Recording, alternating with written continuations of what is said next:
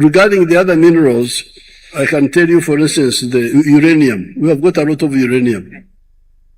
A Canadian company came and said, I want to take the uranium. So where are you taking it?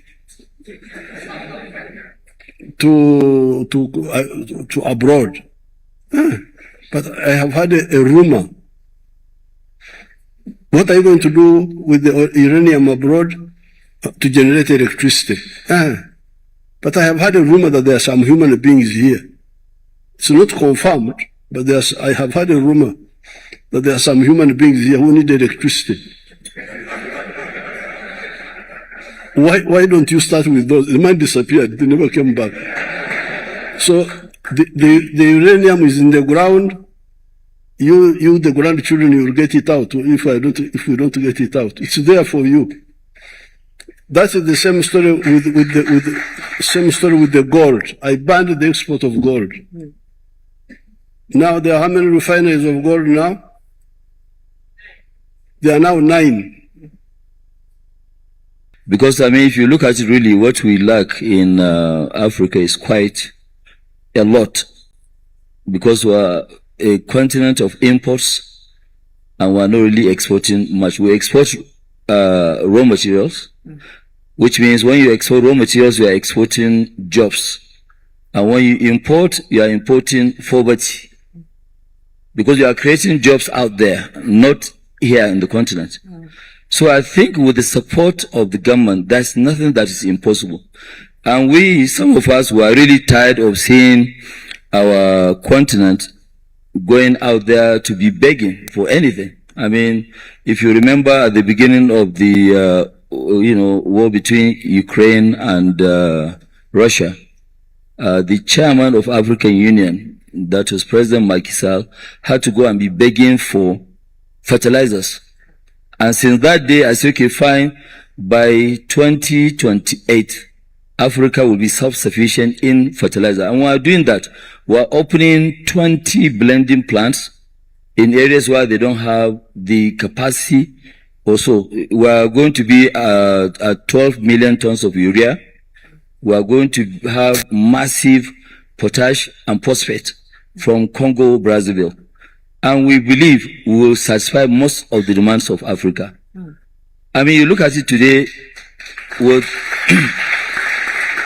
population of Africa of 1.4 billion and also rising, right? We don't have raw material for detergent. Just to wash this clothes, which we need every day. We don't have. We only have 2 factories, one Egypt, 50 tons, 100 tons in Algeria.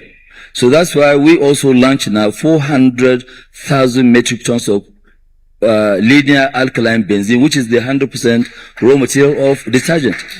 So we have quite a lot, of which before we don't have the capacity. But right now, with the likes of Afrexim Bank, with the likes of Africa Finance Corporation, with a lot of support from other financial institutions. Following these two, there's nothing we cannot do in Africa. That's why we, as a group, we have now launched between now and 2030, we're investing $40 billion in various fields. Is part of that the refinery? Even now, I can give commitment to the 2 presidents that were here. If they will support the refinery, we'll build the identical one that we have in Nigeria, 650,000 barrels. Wow. So the discussions are still early, though, but the 3 of you, it seems like... I've done the one in Nigeria, and that's why we are taking the bold move, which we have started already. Piling has started. We are building that one to a scale. 1.4 million barrels a day will give us will be the largest refinery in the world. That's number 1. Number 2, will have 10% of the entire United States of America's refining capacity. And this is coming with a lot of, petrochemicals. And if you look at it today in Nigeria, if not because we have polypropylene, all the businesses would have collapsed because cement is packed in polypropylene, flour, rice, grains, everything.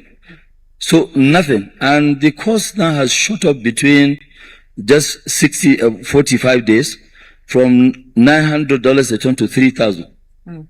There's no way you can afford it. So that is why we must learn how to build self-sufficiency. Right now, we have big financial institutions that are very hungry for big ticket items. And we are also big in terms of our own vision.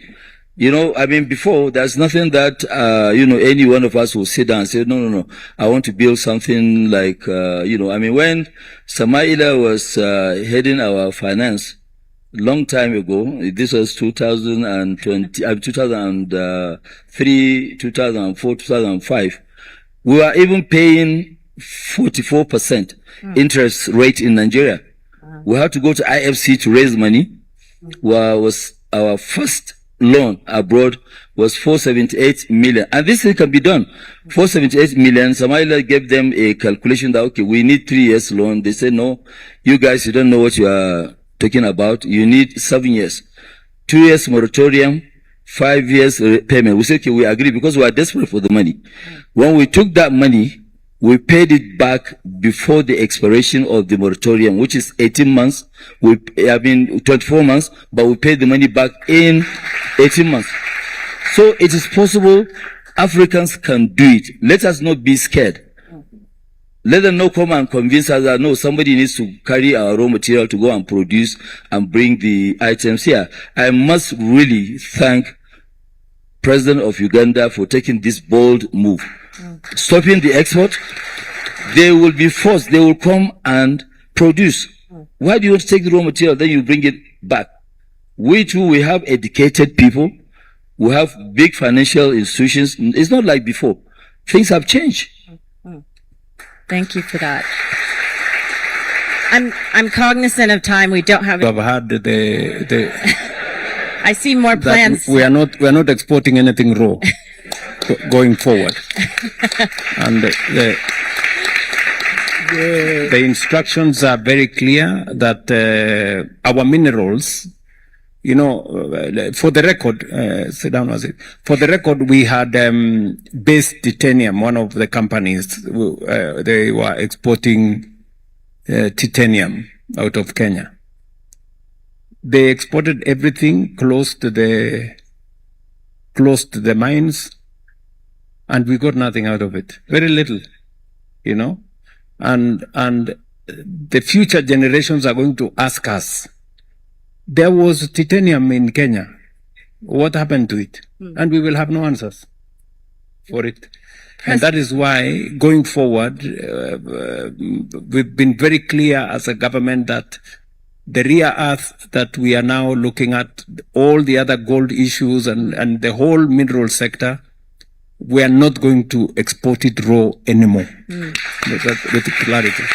And that is why, as we build the refinery together, this conference is also how are we going to take charge of all the other minerals in our region that are today being exported in raw form. How do we create an ecosystem here that also creates better beneficiation of these minerals by processing it here and driving the industries that use these minerals to come here and work with us, because in any case, and that is, allow me to say why we cannot fail. It is not possible for us to fail. Even with the refinery, it is not possible for us to fail. Why? Because we have the raw material. We have crude. Number two, we have the market to buy the product. We are currently importing the products from all over the place. So we have the market to sell. Number three, we have the capital to build it, to develop it. And we have the industrialists to help us run it. Why would we fail? That's a fair question. Amen. President Museveni, I'd love to hear your perspective, especially as you're getting set to be an oil producer. How do you see this changing your economy, but also how do you assure beneficiation for your economy, as President Ruto was just speaking there? And the region, excuse me. Our strategy is already clear. We shall build the small refinery which we had planned of 60,000, that will be 180,000. Of course, this was for the internal market of Uganda and for the parts of Tanzania and parts of Kenya which are near Uganda because of the transport costs. But the surplus oil we shall contribute to the East African refinery, the one of Tanga. And as I told you, this is just from 40% of one of the 5. So we have got more oil.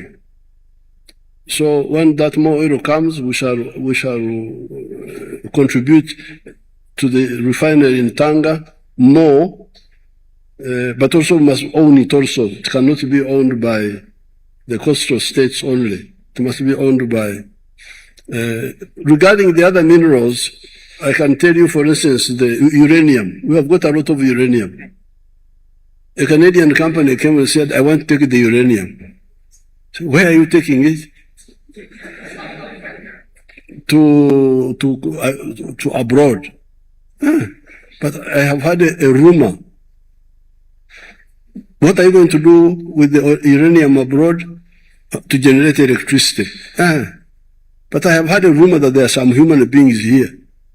It's not confirmed, but I have had a rumor that there are some human beings here who need electricity. Why don't you start with those? The man disappeared. They never came back. So the uranium is in the ground. You, the grandchildren, you will get it out if we don't get it out. It's there for you. That's the same story with the gold. I banned the export of gold. Now there are how many refineries of gold now? There are now 9. Imagine this, the one we are producing in Busia, is it a kilo or what?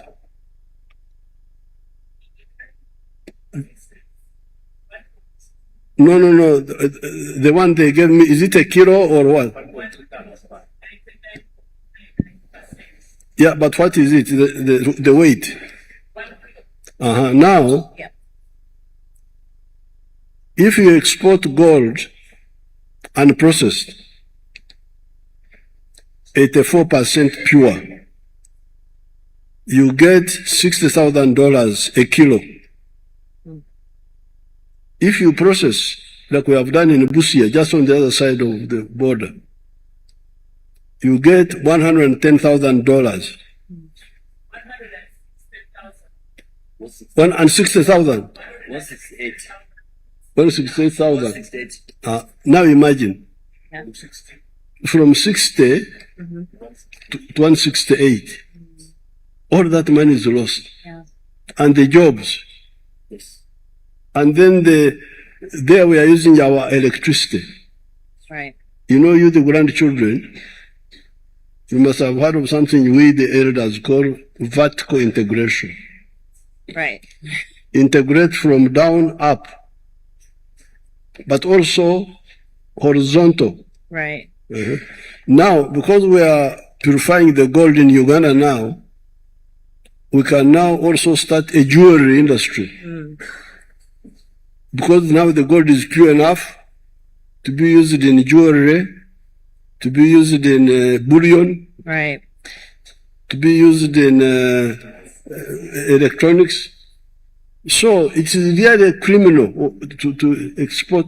I cannot allow the export of unprocessed raw materials from Uganda. I cannot. Right. Thank you so much, President Museveni. Aliko, please. And I think we're running out of time, but I'd love to hear from Aliko. Yes, Lasso, thank you very much. Well, it's great to be here, but since we have 2 of our leaders here, I would like to use this opportunity to thank them for their leadership. That's number 1. Number 2, especially, President Ruto to convince his colleagues to allow free movement of goods, services, and people. Because today, with with an European passport, you can move faster in Africa than being an African. which I think we must really stop. So let them copy what Kenya did, because I remember I was here for his first inauguration. That was the time he allowed and removed visa-free for all Africans. Why can't we allow visa-free for all Africans? Please, we need to do that, because if we don't really do that, it will be difficult to trade with somebody that you cannot get in and out easily. Thank you. Thank you so much. I want to just, Smile, I'd love to hear from you, but I want to leave today with one commitment from everyone. We've heard a bit about what a few of you are discussing, but Samaila, maybe you start for us. What is the AFC committing today to this region moving forward? So I would like to kind of double down on Alhaji Aliko's appeal. You know, free movement of people is definitely good, but I want, you know, President Ruto, President Museveni to be advocates for the Africa we build. And I want you to be advocates in terms of the reforms that are required for us to be able to ensure that African capital resides within Africa for Africa's development. It is something that we can do. By the time we get into the round table, I would elaborate more, but it's something that requires leadership. And two of you are well placed to lead this initiative to ensure that we create African capital markets. It's very important. We will not develop if we don't create African capital markets. Thank you. And my commitment is to support whatever we agree, not just for today, but into the future.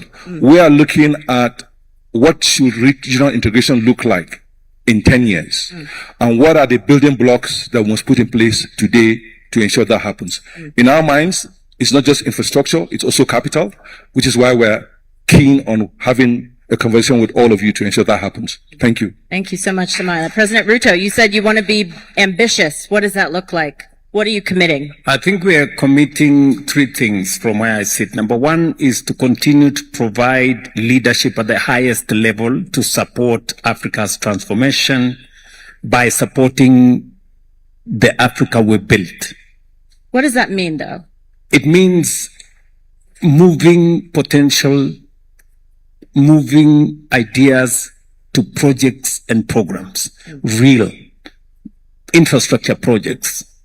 And in my listening to what the CEO of Africa Finance Corporation has said, is also to provide leadership at the policy level on making African capital agile, you know, and available, so that whether it is monies we have in insurance companies, monies we have in pension funds, making sure that the capital markets work, you know, like what we are doing at the Nairobi Securities Exchange, is for us to make it much more easy for us to use our own resources to drive our own transformation. And thirdly is to support this by getting fellow leaders in the continent to look at this perspective from where we are discussing today, so that we can get more people moving, reduce the bottlenecks and challenges that citizens, business people, entrepreneurs, industrialists come across as they cross borders, and to make sure that we take advantage of the market that we are. 1.5 billion people is a big asset, is a big resource that we can use. And finally, is to realize that by doing whatever we are doing, making sure that we industrialize our continent, we are actually tapping into the huge resource of young people that we have in our continent, because they are a potentially potent asset for us, turning them into a workforce and creating a bigger middle class out of these young people, by making sure that we engage them through industrialization by creating jobs. I think this is the commitment we will make as we go forward. Thank you so much, President Ruto. President Museveni, what is your commitment that you're leaving with today? What is? Your commitment that you're leaving with today on this stage. My what? Commitment. Commitment. The commitment of 65 years.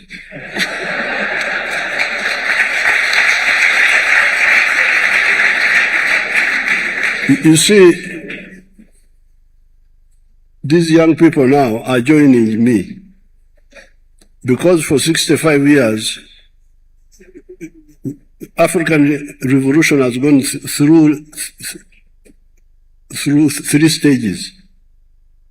1912, ANC is founded in South Africa.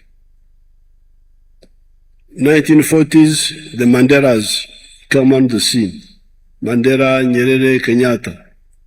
1960s, our group. And now you people, you are there. Now, our historical missions were three. We are four initially. Liberation. Number two, prosperity. How do you get prosperity? Through economic integration. I am summarizing. The market. You cannot have prosperity without a united market. And united economic effort like we are talking about here. Historical mission number three, strategic security. To build strong armies. And that one can only be achieved through political integration. In the case of East Africa, we are talking about the East African Federation. But you don't concentrate on that, you are watching Arsenal. I'm not watching Arsenal. You are watching European clubs. Right. Now, number four is the regional one of liberation.